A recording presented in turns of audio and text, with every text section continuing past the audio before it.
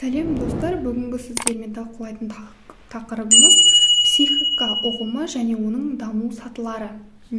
Психика ұғымы бұл адамның, яғни қоршаған ортамен қарым-қатынасы арқылы, яғни осы пайда болған және де адамның қимыл іс-әрекеті мен ойлау процестері осы әсер ететін шынайы құбылысты, яғни өзінше қабылдау түрі болып табылады.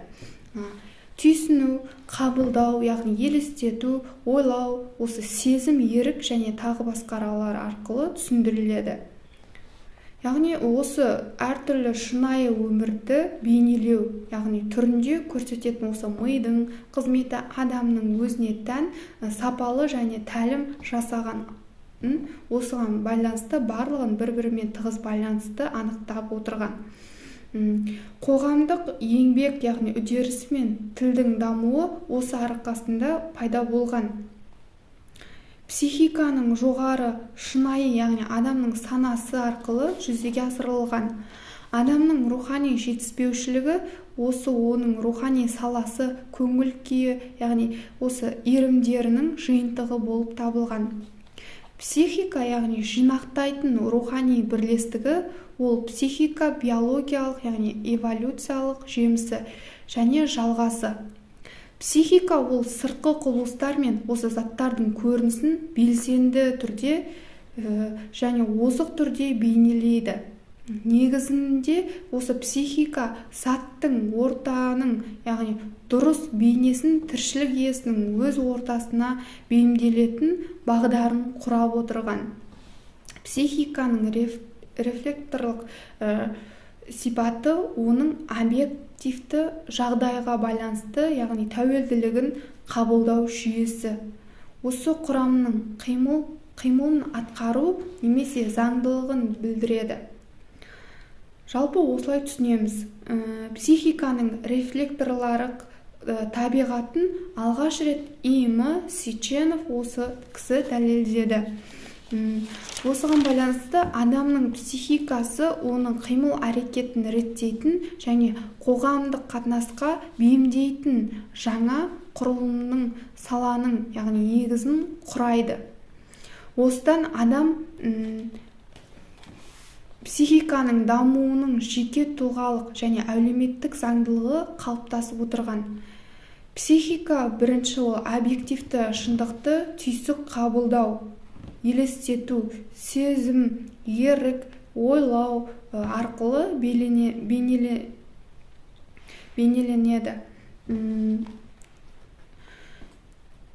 Және де бейнелейтін мидың жүйесі қасиеті болып табылады.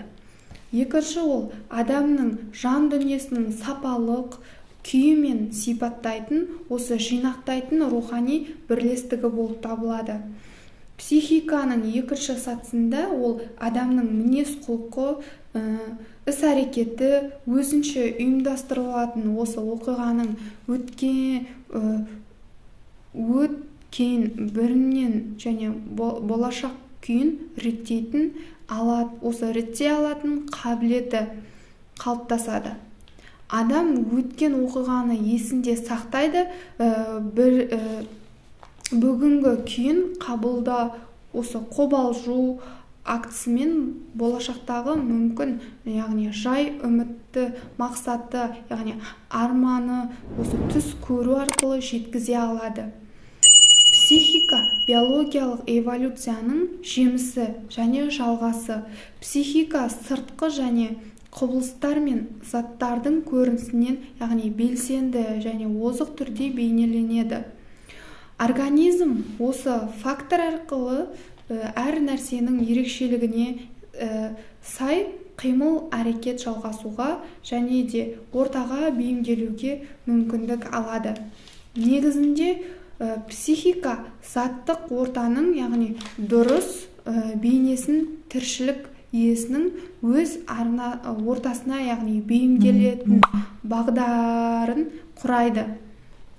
Адам психикасы іс-әрекеті нәтижесінде осы әрдайым ортаның, яғни жағдайымен салыстыра отырып индивидент ахуалын қайтарымды түрде байланысты ұстауға мүмкіндік алып отырған. Оның осы түсінік сезімін ықшамдайды және де осы психика жүйке жүйесін тітіргендіретін әсерді заттың, яғни бейнесіне түрлендіреді. Мінез-құлыққа және де ынта-ықылас дарытуды, психиканың рефлекторлық сипатын, оның объективті, яғни жағдайындағы тәуелділігін қабылдау жүйесі, құрамының осы қимыл, осы атқару қызметі және де осы заңдылықтарын біріктіріп отырады. Психиканың рефлекторлық табиғатын алғаш И.М. Сеченов дәлелдеді. Адамның психикасы, яғни оның қимыл әрекетін реттейтін және қоғамдық қатынасқа бейімдейтін және құрылымдық сананың негізін құрайды. Осыдан адам психиканың дамуының және де жеке тұлғаның және әлеуметтік заңдылықтары қалыптасып отырған. Материализм осы психиканың пайда болуы материализмнің эволюциясымен түсіндіріліп отырған. Мүлде өзгермейтін және мәңгі тыныштықтағы осы денеде бірде-бір материя жоқ, барлық әлемдегі органикалық және органикалық емес материал сырттан жасалатын әсерді бейнелеуге қабілетті. М.С. талшы тас төседі. Мысалы, осы тамшы тасты төседі. Түсіндіре алдым ба? Кез келген осы зат, кез келген материал сыртқа ортаға әсерлерінен өзгеріске ұшырайды. Бейнелеу формалары әртүрлі болады. Ол материя формасынан тәуелді. Өлі табиғатты бейнелеу механикалық, физикалық, яғни химиялық өзара заттардың әрекеттік осы тестігін көрсетеді. Тірі материалға бейнелеудің, яғни биологиялық осы формаларына тән, яғни тірі материяның белгілі бір даму сатысындағы бейнелеудің ерекше формаларын реттеуде психика пайда болды. Психиканың пайда болуы туралы әртүрлі теория бар. Бірінші ол панпсихизм, баршада психикасы бар. Екінші биопсихизм, яғни тірі жанды табиғатта, өсімдікте психика бар. Үшінші антропсихизм, адамда психика бар, өсімдіктер, жануарлар, тірі автоматтар. Төртінші нейропсихизм, жүйке жүйесі барларға ғана психика тән деген сияқты. Енді психиканың эволюциясы психиканың пайда болуымен, дамуымен, тіршіліктің, яғни пайда болуымен, дамуымен айналысады. Өлі табиғаттан, яғни тірі табиғатқа өту мүмкін деген болжам. Ол Апарин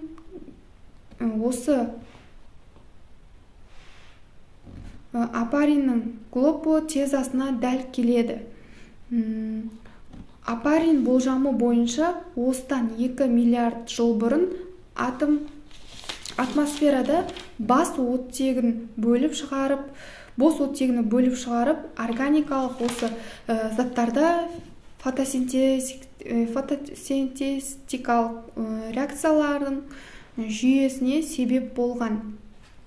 Көміртегі азот, фосфор, күкірт атомдары мен осы түрлі айналым аса күрделі осы көмір сутек түзген. Бұдан алып осы молекулалар пайда болған. Бұл молекулалар құрамдас бөліктерге, яғни тез бөлінген, олардың тіршілігін үшін орта мен зат алмасу керек болған. Алып молекулалар олар ортадан қоректік сіңіріп ассоциациялайды, яғни қорытылғандары сыртқа шығарады, диссимиляцияға түседі және жүреді. Бұдан молекула ортамен зат алмасу автоматизм түрінде реттелген өзін-өзі, яғни өндіретін жүйеге айналған. Бұл коацерваттар деп аталады. Коацерваттар өзара бәсекелес үнемі қозғалыста, яғни кез келген молекулалар бірігіп әрекет қасиетке ие молекулалар пайда болды. Кез келген тірі организм, яғни сыртқы тітіргендірішке таңдамалы осы белсенді қатынас танытады. Яғни тірі материяға өзін-өзі реттеуге тән. Эволюциясында қатысын бейнелеудің әрекет формалары болады. Ол тіркелуден осы босатылып, сананың ең жоғарғы формасы ойлаумен еске дейін, яғни қарым-қатынаста болады. Барлық эволюциясында сатыдағы жануарлар, яғни өсімдіктерге, тітіргенгіштіктерге тән қасиет. Тітіргенгіштік биологиялық мәнді, яғни әсерлерге жауап бере алуы, осы бұдан тітіркену биологиялық бейнелеудің ең қарапайым түрі. Қарапайым тітіркену бір жасушаларға тән орта ықпамен қозғалады. Бұл қозғалыс ізденіс реттелуінде көрінеді. Осымен осы тақырып аяқталды. Рахмет достар, мұқият тыңдағандарыңызға. Сау болыңыздар.